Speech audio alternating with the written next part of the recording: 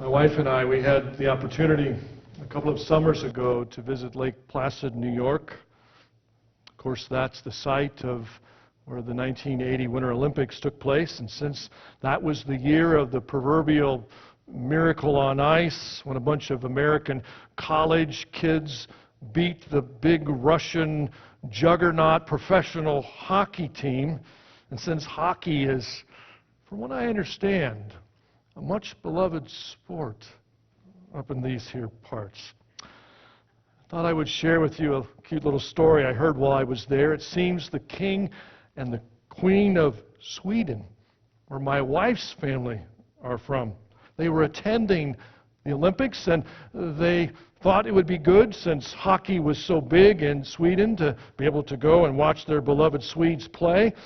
So they went to the game, and they proceeded to get sidetracked by this overzealous ticket taker, because it seems the tickets that the King and Queen had were for the wrong game on the wrong night. So the King of Sweden, he said to the ticket taker, do you think that you could make an exception and let us in without the correct tickets? You see, I'm the King of Sweden. To which the ticket taker responded, sure you are, buddy, and I suppose this is the Queen. So the King and the Queen of Sweden, they were forced to traipse all the way back to their royal car to get the right tickets, only to arrive to see their royal car being towed away. I guess it's a little different being the King and Queen of Sweden than being, say, the Queen of England. Apparently the job comes with fewer perks, doesn't it? Let's think about our jobs this morning. Are you at the place that you had hoped to be at this point in your life? We spend our whole lives pursuing hopes and dreams, and the aim is to go higher and to become greater and to have more perks. These are the marks of success. It even affects our families. We want our children to grow up to become doctors and lawyers and engineers. Of course, nobody tries to persuade their kids to be servants. Okay, Jimmy and Susie, stop mowing our neighbor's lawn for free now. We're going to be late for your weekly foot washing lesson. And afterwards, we're having humble pie for dinner. Of course not. Who would do that? Nobody says to themselves, oh, please, pretty please, I'm just begging to be a glutton for punishment, a servant. No way. And yet God's ways, they aren't necessarily our ways, are they? Let's take our gospel lesson for today from Mark chapter 10. Twice in the last several weeks, as we've watched Jesus journey closer and closer to Jerusalem and to his death on the cross, we've heard him tell his disciples, guys, I'm going to die. And today, Jesus tells them yet a third time, in a couple of the verses that are kind of the backstory to today's lesson that we did not read. Let's listen to this. They were on their way up to Jerusalem with Jesus leading the way, and the disciples were astonished, while those who followed were afraid.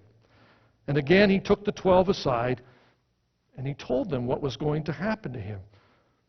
We are going up to Jerusalem, he said, and the Son of Man will be delivered over to the chief priests and the teachers of the law, and they will condemn him to death, and they will hand him over to the Gentiles, who will mock him and spit upon him, flog him and kill him.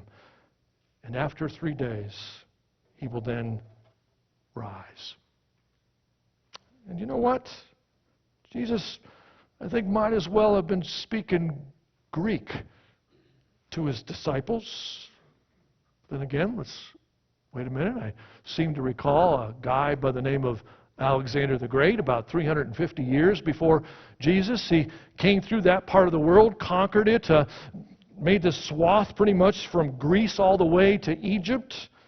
And as a result, the Greek language and culture had been pretty much an everyday part of life there in Palestine. Yeah, Jesus and his disciples would have known some Greek. Heck, most of the New Testament was written in Greek, so it wasn't Greek to them.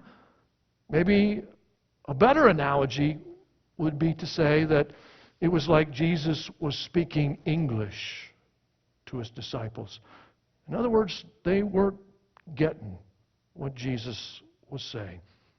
Folks, Jesus, he predicts his death, and those closest to him, they don't even seem concerned about the suffering he's about to endure. Instead, they're just all sort of wrapped up in their own selfish interests. In fact, as we witnessed today in our lesson, two of those closest to him, James and John, approach him on the down low. They want to have a private audience.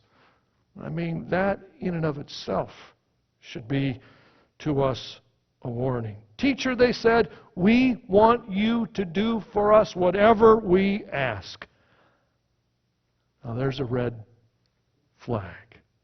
Say your kids come up to you and they say, Mommy, Daddy, we want you to do for us whatever we ask. What would be your reaction? You'd probably brace yourself. Folks, today over the course of the discussion on Mark's Gospel, I'm going to mention 3 different well-known Hollywood movies. And I'll give you a hint. 2 out of the 3 don't have anything to do with today's sermon. I'll let you decide which of the 3 does. The first, the comedy classic starring my all-time favorite actor, Bill Murray, Groundhog Day. Murray plays this Pittsburgh weatherman covering the annual rite of the groundhog Phil coming out of his hole there in Puxatawny, PA, and somehow he finds himself in some strange, weird sort of time loop where he has to live out the same day after day after day. And in one scene that keeps repeating itself over and over, he keeps running into this annoying insurance agent. Apparently he went to high school with the guy, and when he tries to get away from the guy, he steps off the curb into this deep puddle of icy water up to his ankle, only to hear the guy say obnoxiously over and over, "Watch out for that first step. It's a real doozy." So one of your disciples, they tell you that they want you to give them whatever they ask for. And you brace yourself, because likely the next step, it's going to be a real doozy. And I think this was pretty much Jesus' reaction too. "What do you want from me, guys?" he said. "Let us sit on your right and your left in your glory," they ask.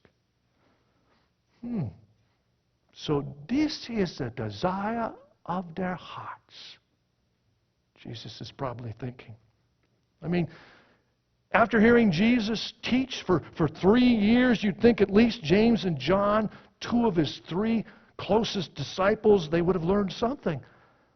But here they are going off on this power trip. They want the places of highest honor and authority there in Jesus' messianic kingdom, which they anticipate is going to go down just about any time now. Let one of us sit on your right and the other one on your left in your glory.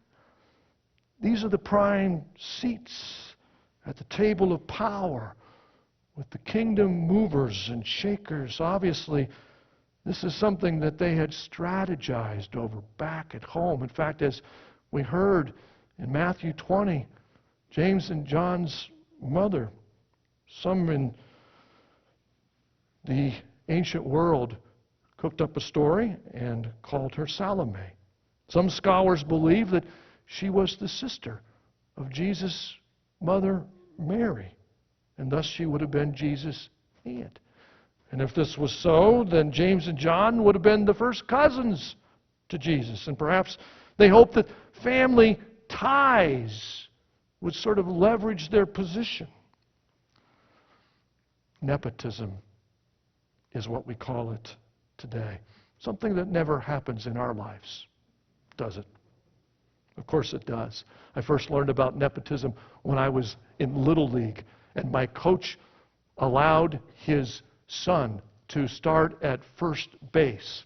His son was commonly known as the worst player on the team. It was a blatant case of nepotism, and as you can tell, I've gotten over it.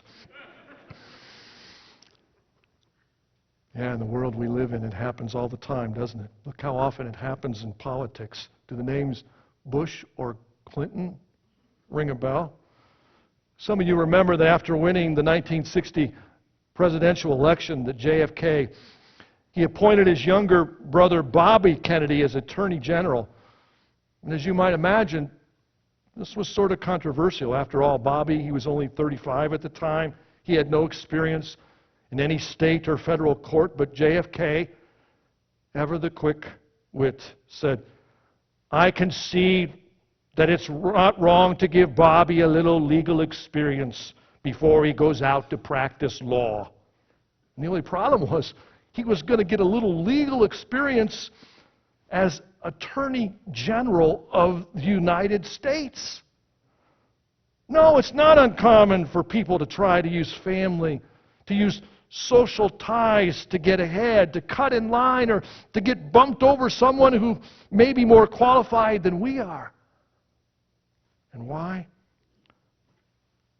Because it's our goal to get ahead in life. Sometimes we just don't care whose turn it is. Because in this world, yeah, it's survival of the fittest. It's dog eat dog. James and John, they wanted their slice of the pie. And they weren't simply asking to be chummy with Jesus. This was not a request for just a closer walk with thee. Granted, Jesus is my plea. This was a bid for power. They wanted to be at the top of the pecking order. You don't know what you're asking, guys, Jesus said. Can you drink the cup that I drink? Can you be baptized with the baptism that I am baptized with? Yeah, Jesus, he wanted them to understand that it costs to have a place at his table. Let's take another classic scene from an iconic film of the last 30 years. It was back in 1986, every red-blooded high school boy in America wanted to be Ferris Bueller. When the movie about his day off came out, Ferris, he was this proverbial Teflon kid. Absolutely nothing stuck to him. He was indestructible. He could do practically anything and get away with it because on that day that he played hooky from high school, Ferris and his best friend Cameron and his girlfriend Sloan, they did it all. They did it all. You might recall it was filmed down around the pond there in Chicago. And that day, Ferris and his two buddies, what did they do? They watched the Cubbies play at Wrigley Field. How about them Cubbies? Huh? Ferris even caught a fly ball, a foul ball, barehanded. He got to be the grand marshal in this big downtown Chicago parade. He led the cast of thousands in singing hits like Donka Shane and Twist and Shout from the top of a parade float. They rode around the Windy City in Ferris's best friend's dad's precious Ferrari. And they stopped off at the Sears Tower and the Chicago Mercantile Exchange. They even got some culture as they perused paintings at the Chicago Institute of Art. But maybe my favorite scene was when Ferris tried to fast talk his way into an exclusive Chicago eatery by posing as Abe Froman, the sausage king of Chicago. And his exchange with that snooty little maitre d', it was priceless. Ferris goes to practically any length to procure a seat at the table. Chicago's big hitters. And when the maitre d' calls his bluff and tells him, "Sonny, either you take the field trip outside or I'll be forced to call the police," Ferris calls his bluff back. Folks, Ferris Bueller desperately wanted a seat at the table. And don't we all? Ferris was willing to do whatever it took to get it. And so were James and John. They desperately wanted a seat at the banquet table in Jesus' kingdom, and not just any seats, but these seats on Jesus' right and his left as the grand poobahs of the parade. And as we heard, it costs to have a place at this table. Because after all, like Ferris, are you willing to ante up, to go all in, to put it on the line, to let it ride?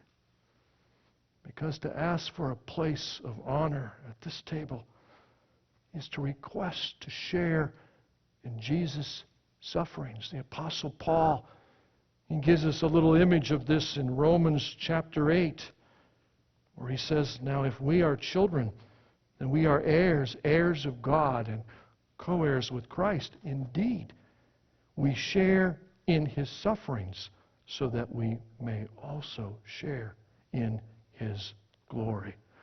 Yeah, guys, you don't know what you're asking. Can you drink the cup that I'm drinking? Can you be baptized with the baptism I am baptized with? We can, they said. "Are ye able," said the Master, "to be crucified with me?" Yea, the sturdy dreamers answered, "To the death we'll follow thee." So goes the gospel hymn. Yeah, James and John, they claim to be among those sturdy dreamers. "Yes, Lord, we are able," they sang out. And Jesus said, "Okay, then you will drink the cup I drink. And you will be baptized with the baptism I am baptized with. But to sit at my right and my left is not for me to grant. These places belong to those for whom they have been prepared." Yeah, Jesus was telling them that such positions of honor in his kingdom were not his to give. And who knows, maybe in our generation we would nominate Mother Teresa or Jimmy Carter, or Pope Francis, Dr. King, or Billy Graham for such positions. But God has had many other worthy servants throughout the ages, most of whom we will never know. Maybe that honor is reserved for our own Cheryl Robinson, our church custodian, or Mel Hershaw, who just retired. Two finer servants of Christ, you might agree with me, you'll never find. But Jesus, he seems to indicate, folks, that there will be places of honor reserved for those who serve him. And we are to never think that our service to Christ is in vain. For those who faithfully serve him, you will have a place at the banqueting table of the wedding feast of the Lamb. But now, it's interesting what happens next. The other 10 disciples become furious when they learn of James and John's private attempt to gain some preferential treatment. In fact, we read in verse 41, when the 10 heard about this, they became indignant with James and John. Perhaps they were upset, not because they thought James and John's request was unfair, but because they too harbored some of these same selfish ambitions. I mean, it isn't funny how sometimes we judge others more harshly than we judge ourselves for the same sins. Sure, the anger of the 10 may not have been mitigated by the unmitigated gall of James and John's request, as much as it was good old-fashioned jealousy. Yeah, Why didn't we think of it first? You may begin to notice, friends, a pattern over the last 3 months of my preaching among you since I got here, because 3 times we have listened to Jesus now prep His disciples for what is to come, His death on the cross. And strangely enough, each time, Jesus, He seems to be gonging on that same gong that we're hearing. And if He does, then so will I. For once again, in order to avert discord there among the 12, Jesus, He calls them together, and He begins to reemphasize the meaning of true greatness. He contrasts greatness in this world with greatness in the kingdom to come. And He says, guys, whoever wants to become great among you must be your servant. And whoever wants to be first must be a slave to all. For even the Son of Man, He did not come to be served, but to serve, and to give His life as a ransom for many. Folks, as your new lead pastor, it's my job to set a course and a vision for this church as we seek to understand God's will for us. And I think that it will become more and more apparent as time goes on that the central planks that I will be seeking to build into the platform of the vision of this congregation are all about discipleship and servanthood, walking and living like Jesus did.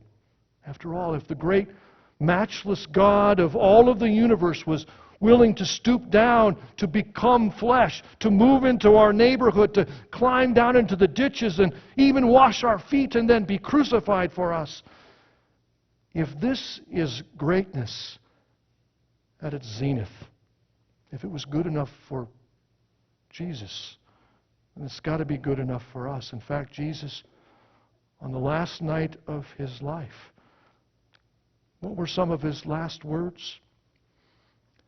But I have set you an example that you should do as I have done for you. And very truly I tell you, servants, you are not greater than your master.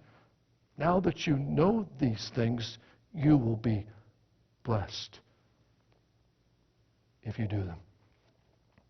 It's like a fascinating article I read recently about Franklin Delano Roosevelt and a man who served him. His name was Harry Hopkins, Roosevelt's closest advisor.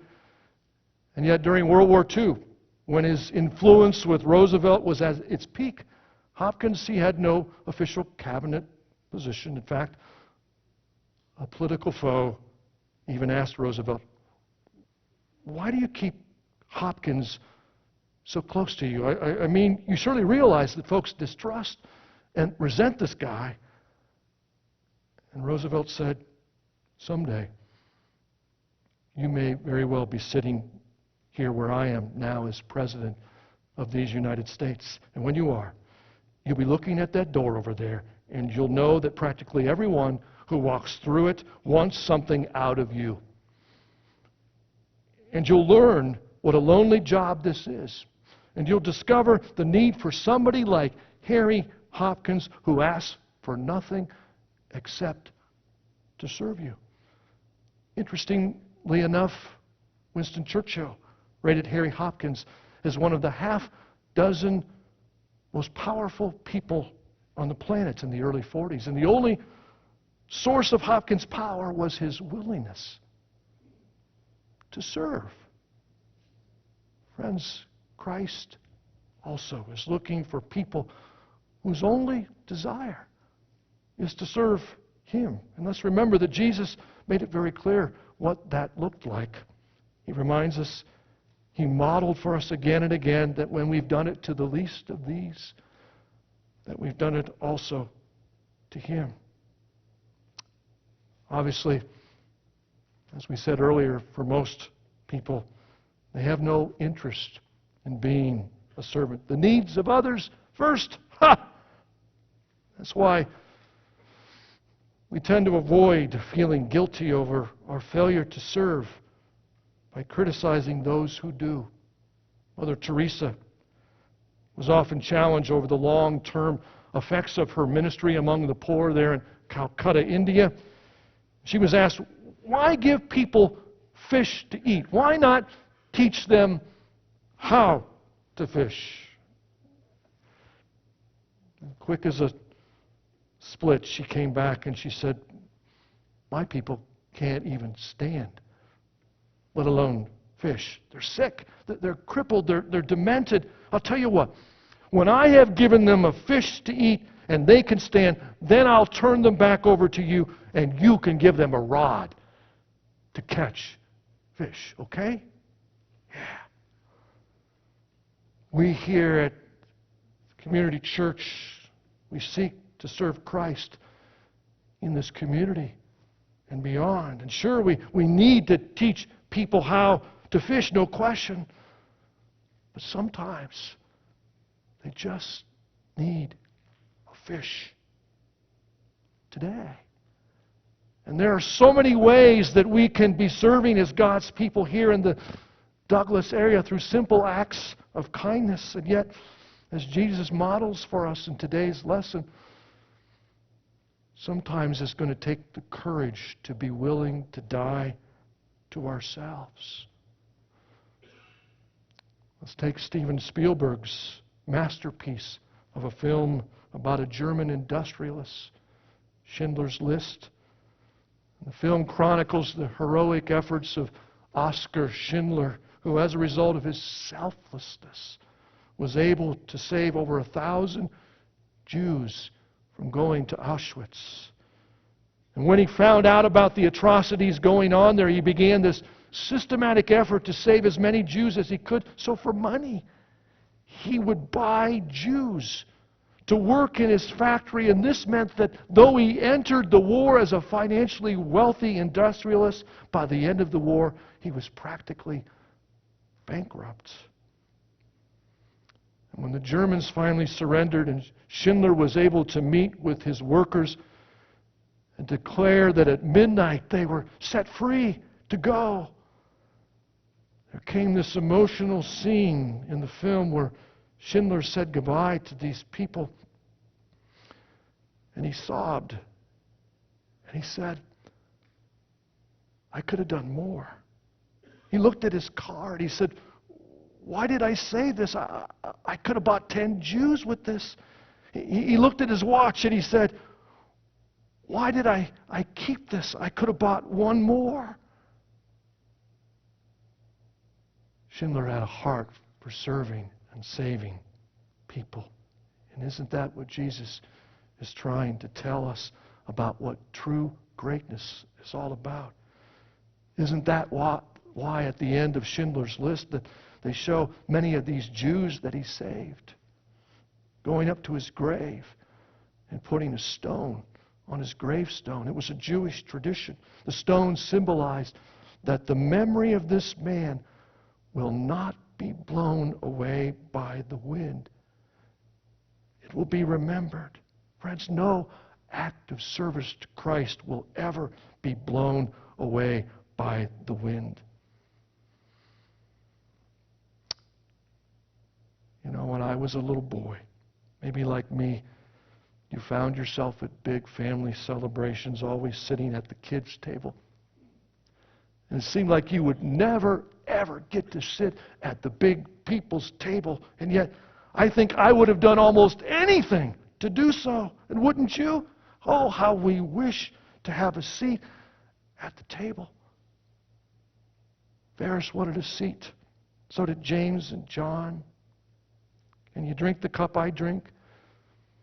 Can you be baptized with the baptism I will be baptized with? And then Jesus said, you will drink the cup I will drink. You will be baptized with the baptism I will be baptized with. And the prophecy came true. James would be the first of the apostles to be martyred. And John, after years of persecution, the last. They played a critical role. Their service was not forgotten. They had a place at the table. And so will we. if we are willing to risk it all for the sake of the incalculable prize, eternity at the wedding feast of the Lamb. Let's pray. Are we able, Lord, you ask us, no, not by our own power or might, but by your grace. Give us the faith, Lord, to take up our crosses, to follow, to be those sturdy dreamers who answer to the death. We will follow thee. Let us be your servants. For this we ask in Jesus' name. Amen.